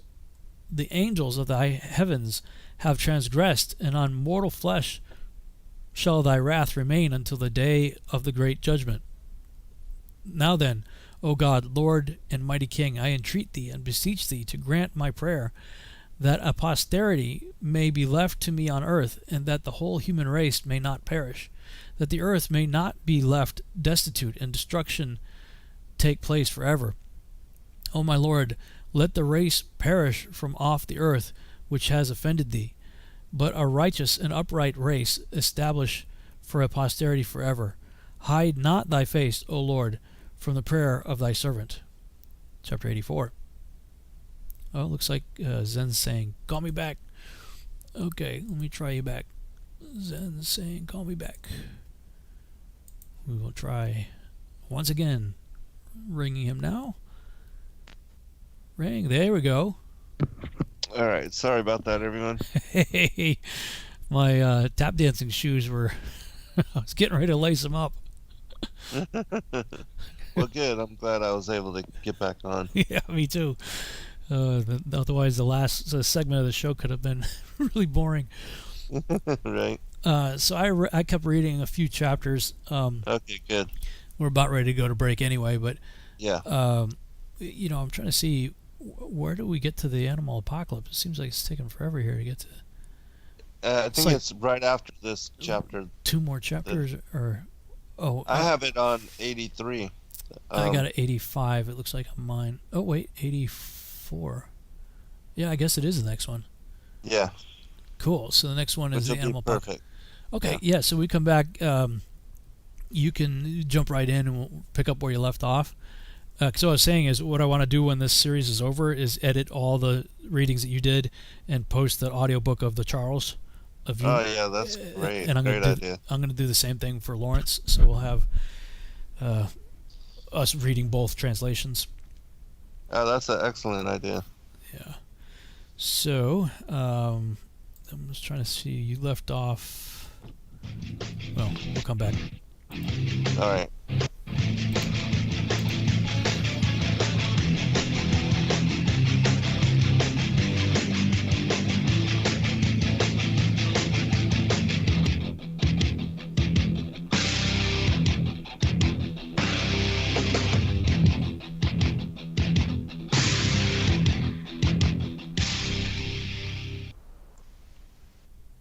Extendivite is more than just a heart tonic. Do you have any of these symptoms? Night cramps in the hands and feet. Your arms and legs often go to sleep. On short walks, do your legs get aches and pains? Is your memory worse than it used to be? Ankles that swell late in the day? Has your blood pressure increased lately? If you answered yes to even one of these questions, you may have early warning signs of arterial blockages. Your body is saying that it is time to take Extendivite. These are not the normal signs of aging. They are the warning signs that accompany blocked arteries. Get your Extendivite today. Extendivite is available in capsule or liquid form for just $69.95 for a 2-month supply. To get started, call 1-877-928-8822. That's 1-877-928-8822 or visit heartdrop.com. Extend your life with Extendovite. Okay, nurse, let's get this man to the ER stat. Right away, doctor. We see this every day. Heart attack or angina pain due to blocked and clogged arteries. Chelation can remove obstructions or blockages from arteries and help avoid painful and expensive surgery. Now there's Angioprim. It's a liquid oral chelation product that you take with juice. You start to feel the results fast. Angioprim increases blood flow all over the body, and that means more energy and strength to take on the day with less aches and pains. 60 years of research has gone into chelation, and Angioprim is the result. A safe and easy way to unblock your veins and arteries from buildup that slow circulation. Paging Dr. Jones. Please report to the emergency room right away. Log on now for a special radio offer from Angioprim. That's angioprim.com/radio. ANGIOPRIM. Angioprim.com/radio or call 877-882-7221. That's 877-882-7221.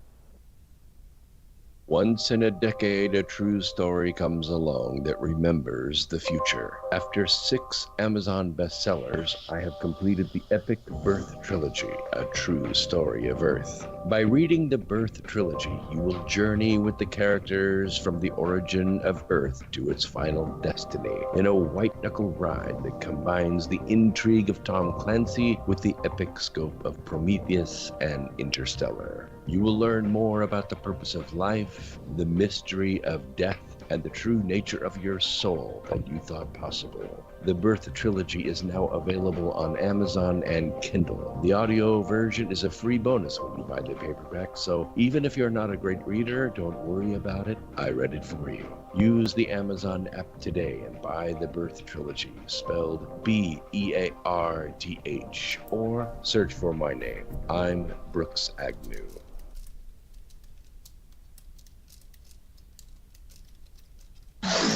No hate, no hype, no fear. We are TFR, your protection from deception.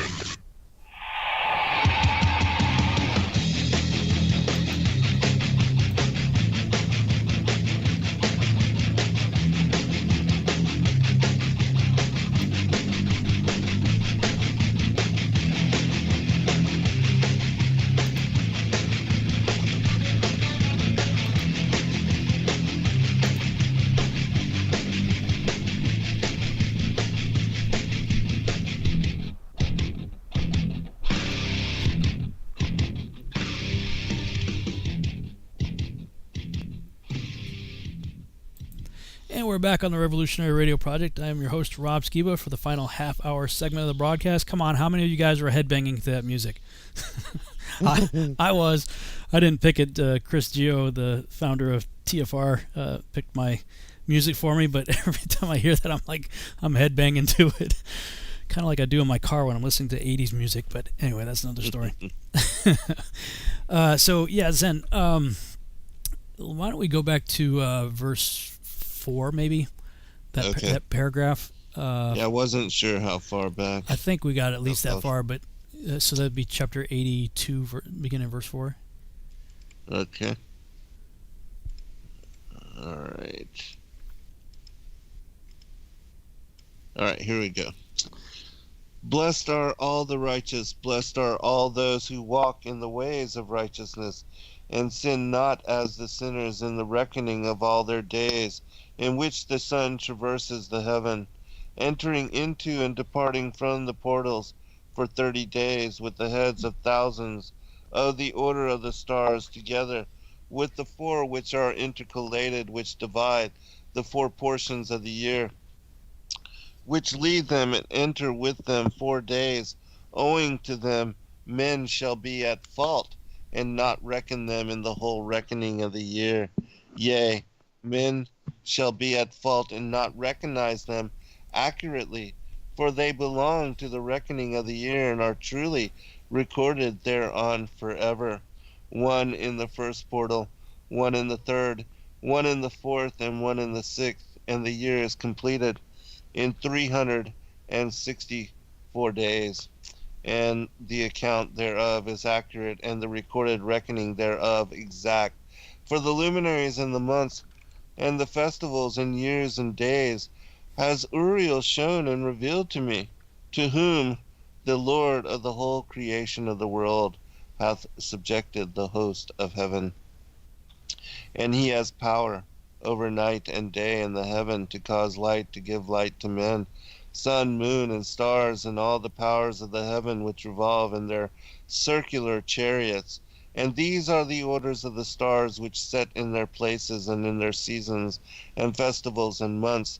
And these are the names of those who lead them, who watch that they enter at their times, in their orders, in their seasons, in their months, in their periods of dominion, and in their positions. Their 4 leaders who divide the 4 parts of the year enter first, and after them the 12 leaders of the orders who divide the months. And for the 360 days there are heads over thousands who divide the days. And for the 4 intercalary days there are the leaders which sunder the 4 parts of the year. and these heads over thousands are intercalated between leader and leader, each behind a station. But their leaders make the division, and these are the names of the leaders who divide the 4 parts of the year, which are ordained: Milkiel, Hamelech, and Melugiel, and Narel, and the names of those who lead them: Adnarel, Ijasuel, and Elomiel. These 3 follow the leaders of the orders, and there is one that follows the 3 leaders of the orders which follow those leaders of stations that divide the 4 parts of the year.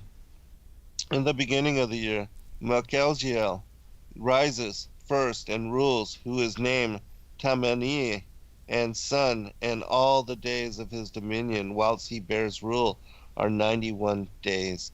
And these are the signs of the days which are to be seen on earth in the day of his dominion: sweat and heat and calms. And all the trees bear fruit, and leaves are produced on all the trees in the harvest of wheat. And the rose flowers, and all the flowers which come forth in the field. But the trees of the winter season become withered. And these are the names of the leaders which are under them: Berechiel, Zelubsiel, and another who is added, ahead of 1,000, called Hilujaseph. And the days of the dominion of this leader are at an end. The next leader after him is Helmelech, whom one names the shining sun, and all the days of his light are 91 days. And these are the signs of his days on the earth: glowing heat and dryness. And the trees ripen their fruits and produce all their fruits ripe and ready. And the sheep pair and become pregnant, and all the fruits of the earth are gathered in, and everything that is in the fields, and the winepress. These things take place in the days of his dominion. These are the names and the orders and the leaders of those heads of thousands: Gedaljilah, and the orders of Keel and Heel, and the names of the head of 1,000, which is added to them: Asphael, and the days of his dominion are at an end. Man, you handle those names a lot better than I do. I just try to read through them, syllable by syllable. Yeah, Charles helps you out with the sort of the syllable vowel kind of markings on there. Mm-hmm, right, yeah. Lawrence is like, yeah, just go with it. Good luck. Yeah. Have fun. Right. Do you want to give any commentary on that before you moved on to another chapter? Yeah, just really quickly, I'll just say that, again, as we discussed with chapter 71 on the course of the Great Luminary, it is in the first gate that you have the winter solstice occurring. And so what it's talking about, these 4 leaders of the seasons, are in the first gate, the third gate, the fourth gate, and the 6th gate. And those are the solstices and the equinoxes. The winter solstice is when the sun is on the first gate, and the vernal equinox is when the sun is on the third gate. The summer solstice is when the sun is on the 6th gate, and then the autumnal equinox is when the sun descends down to the 4th gate. And so that's why these are the gates that are being spoken of, and the leaders of the seasons. And then the 12, the leaders are the constellations, or what are the houses of the zodiac. And then the 91 days that are being attributed, they describe the 91 days of the 2 seasons, the first being spring, and then the second being summer. And we can tell, that the flowers starting to bloom, that's spring, and then when the fruits ripen and all the spawning and all that, that's summer. And it doesn't go into fall and winter, which is interesting, but that's how this portion of the book breaks down. So what's your take on the verses 4 and 5, mainly verse 5? Owing to them men shall be at fault, and not reckon them in the whole reckoning of the year. Yea, men shall be at fault and not recognize them accurately, for they belong. I think what it comes down to is that now we follow a pagan calendar, which is some months 31 days, some months 30 days, and others 29. And so there's no uniformity to the calendar. Whereas the seasons, according to the calendar described here are exact. There's 30 days in each month, solar month. And then you have the 4 intercalary days, which are the equinoxes and the solstices. And those occur at the ends of the, they are the 91st day. Every 91st day is either an equinox or a solstice. And so the seasons actually begin on the vernal equinox, that begins spring. The summer solstice begins summer. The autumnal equinox begins fall. And the winter solstice begins winter. And so the Enoch calendar is precise. And so if you're not, even though we do date the occurrence of the equinoxes and the solstices, if we were following the calendar as laid out, it would be on a specific day. And in my opinion, those days are excluded from what are the 30-day calendar months, just as in the lunar calendar you have Rosh Chodesh excluded. And so for the solar calendar, you have a perfect 30 days in each of the 12 seasons. And then the solstices and equinoxes are something that is separated. And I think that those are what I call natural holy days, because they represent the division of the year. And the particular, they're the leaders, the 4, what would be like the 4 corners of the earth almost, for the particular seasons in the calendar. Tell you what, let's why don't you do the next chapter? Sure. That's where we just now entered the dream vision. Dream visions, yes. Then I want, if we have time, I want to ask you about something after that. Sure. 83. And now, my son Methuselah, I will show thee all my visions which I have seen, recounting them before thee. 2 visions I saw before I took a wife, and the other was quite unlike the other. The first when I was learning to write, the second before I took thy mother, when I saw a terrible vision, and regarding them I prayed to the Lord. I had laid me down in the house of my grandfather, Mahalel, when I saw in a vision how the heaven collapsed and was borne off and fell to the earth. And when it fell to the earth, I saw how the earth was swallowed up in a great abyss, and mountains were suspended on mountains, and hills sank down on hills, and high trees were rent from their stems and hurled down and sunk in the abyss. And thereupon a word fell into my mouth, and I lifted up my voice to cry aloud and said, the earth is destroyed. And I believe this is also Genesis 1:2. And my grandfather Mahalel waked me as I lay near him, and said unto me, why dost thou cry, my son? And why dost thou make such lamentation? And I recounted to him the whole vision which I had seen. And he said unto me, a terrible thing hast thou seen, my son, and of grave moment is thy dream vision as to the secrets of all the sin of the earth. It must sink into the abyss and be destroyed with a great destruction. And now, my son, arise and make petition to the Lord of glory, since thou art a believer, that a remnant may remain on the earth, and that he may not destroy the whole earth. My son, from heaven all this will come upon the earth, and upon the earth there will be great destruction. After that I arose and prayed and implored and besought and wrote down my prayer for the generations of the world. And I will show everything to thee, my son Methuselah. And when I had gone forth below and seen the heaven, and the sun rising in the east, and the moon setting in the west, and a few stars, and the whole earth, and everything as he had known it in the beginning, then I blessed the Lord of judgment, and extolled him, because he had made the sun to go forth from the windows of the east, and he ascended and rose on the face of the heaven, and set out and kept traversing the path shown unto him. So we haven't got there yet, but in chapter 89, I think it's Noah has the vision of the coming flood. Yeah, the lofty roof. And it talks about a lofty roof. The 7 torrents filling the enclosure. Right. So it's interesting. You think this is a vision of the Genesis 1:1 flood. Yes. And because in this one it says, and I saw in a vision how the heaven collapsed, right, and was borne off and fell to the earth.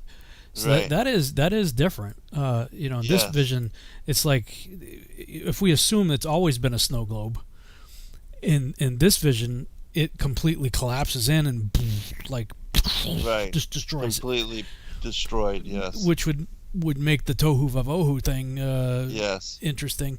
Whereas Noah's vision of the coming flood is the ceiling's intact and the windows are opening up in it and filling it up. So that's an interesting take. Although his grandson or grandfather Mahalalel took this as a portent of things to come.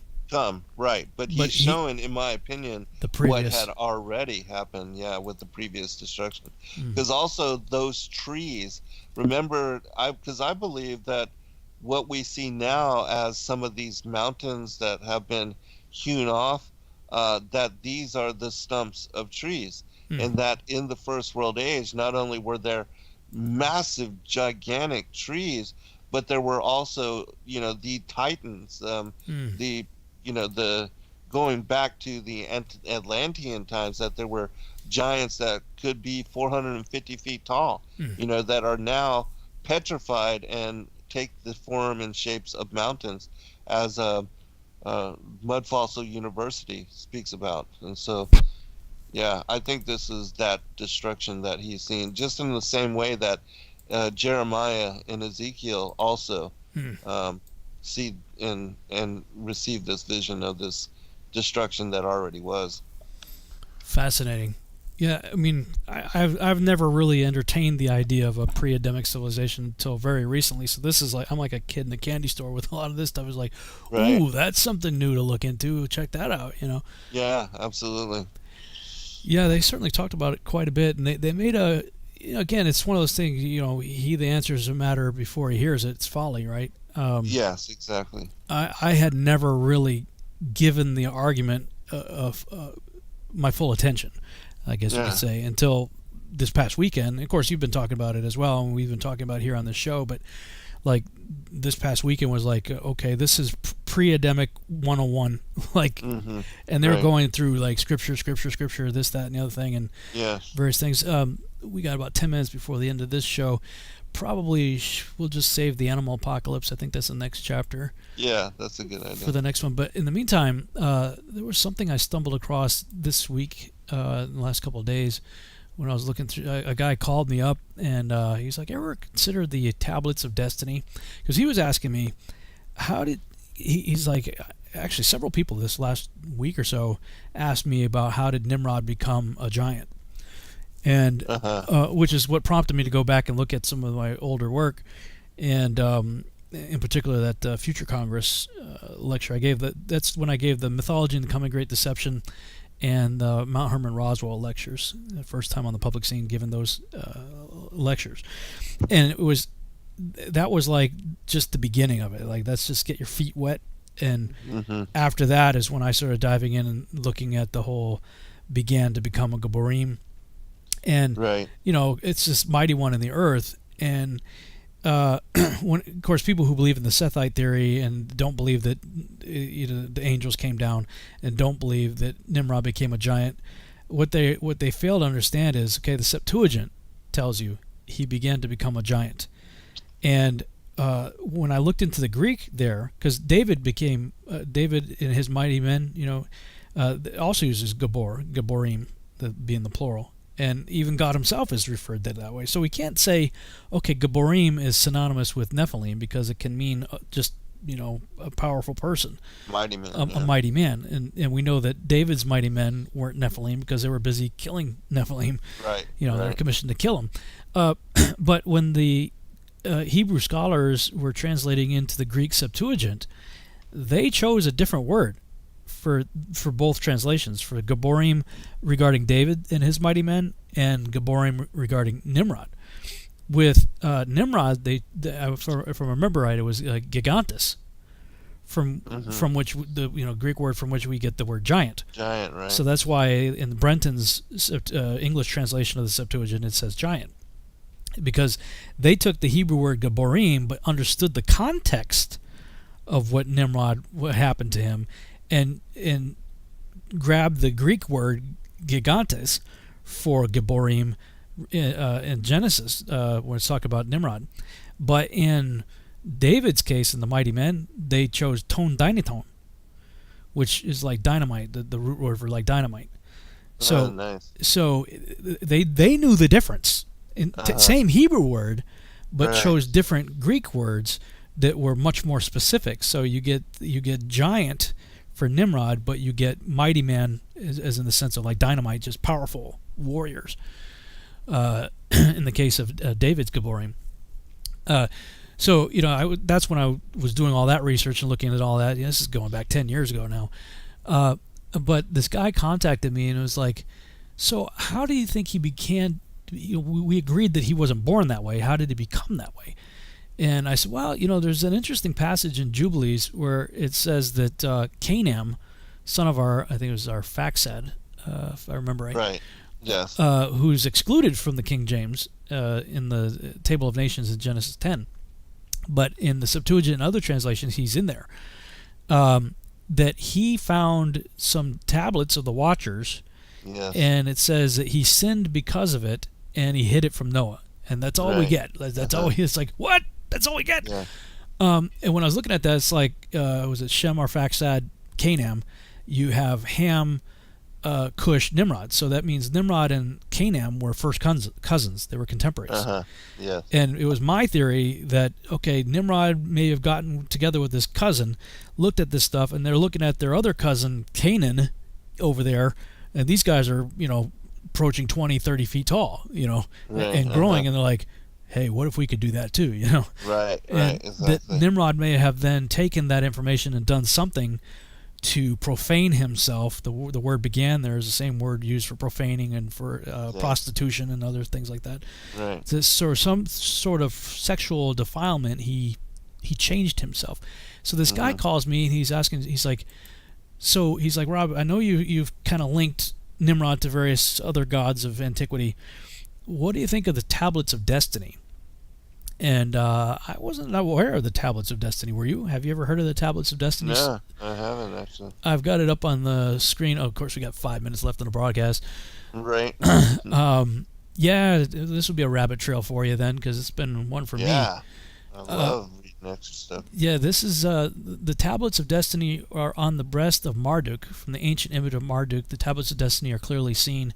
It says, in Mesopotamian mythology, the Tablets of Destiny was envisaged as a clay tablet inscribed with cuneiform writing, also impressed with cylinder seals, which, as permanent legal document, conferred upon the god Enlil his supreme authority as the ruler of the universe. Others talk about records that the arrival of the sons of Anu in the valley between the two rivers, the first object was brought with them were 2 or more tablets of shiny bronze-like appearance that held immense power and knowledge. And so I'm going, okay, now there's one of 2 ways I could look at this, maybe 3 ways, but at least 2 ways. The Tablets of Destiny being these are the tablets that maybe Canaan found, that Nimrod used to sin because of it and profaned himself and became a giant, or could these have something to do with the writings of Enoch? Don't know. Yeah, very interesting and something to consider. And I do remember reading about that these things were prized amongst the Anunnaki. Mm-hmm. And they speak about even stealing them from one another and going to great lengths to gain them because they did have power. And so I do remember reading about them in the Sumerian mythologies. And so yeah, it's one of those things. Of course, I'm about ready to release that video again, the mythology coming great deception. I had a video out that was the original video that I shot locally, that I made into a DVD to bring with me to sell at that conference, which was the first time ever doing that talk, and then doing it in Branson, I improved upon it. So it's actually a better version of the mythology talk. So for those of you who have already seen it on YouTube, this one's, in my opinion, a better version, a cleaner version of it. But it makes you think, like, there's so much richness in the ancient world that King Wells has a book, Ancient Myths in the Bible, and in the book he says, we should look at the Bible from a mythological worldview. And now, of course, we say we should look at everything from a biblical worldview, and he's not in denial of that. But what his point is that the authors of Scripture were writing at a time when the Sumerian gods were very real. Yes, the Egyptian gods were very real. The Greek gods were very real. Like there's things that are written both in books like Enoch and Joshua and Jubilees, as well as the canonized texts, that we don't get because we didn't have the culture. Like, they said that Barnabas was Zeus and Paul must have been Mercury. Right. And Diana of the Ephesians, like, they're like, well, we all know she fell from Jupiter. You're like, what? Huh? What? Like, something fell from Jupiter, and there was a woman, and they honored her with these were very real to the people of those days. Right. And connecting Apollo to Nimrod was a difficult thing for me at first, until I realized when it talks about in Revelation 9:11 actually, that the pestilence of the scorpion hybrid horsemen come out. And when I looked into Greek mythology, it says that Apollo was the giver and stayer of plagues and pestilence. And so here you got a pestilence coming out, and it says that the king over them is Apollyon in Greek, bad in the Hebrew, which is the destroyer. Well, also, if you look at the horsemen, a lot of people, Hal Lindsey and others say, well, that's the Chinese, they could fill but it says horse. There's only 67 million horses in the entire earth. So how do you get 200 million screaming Chinamen on 60 million horses? 67 million horses. No, it's chimeric horsemen, a centaur. Yes. And so I'm looking into I'm looking into the mythology of the centaur, and it tells you that the centaurs came from a guy named Centaurus, who was a son of Apollo. Interesting. So so like when John wrote this, everybody back then would have been, oh yeah, okay, we got chimeric centaurs coming up out of the bottomless pit, and their leader, they would be like, they would have made the immediate connection that we're missing. And that's, I know you're passionate about this stuff, and I certainly am too. And wow, we're out of time already, but awesome. We'll pick up, I guess, next week on your show next Thursday. And guys, stay tuned for Virtual House Church this weekend, and some other cool stuff on the horizon. So thanks, everybody. All right, brother. Be blessed. Good night, all. God bless. Good night, everybody. Well.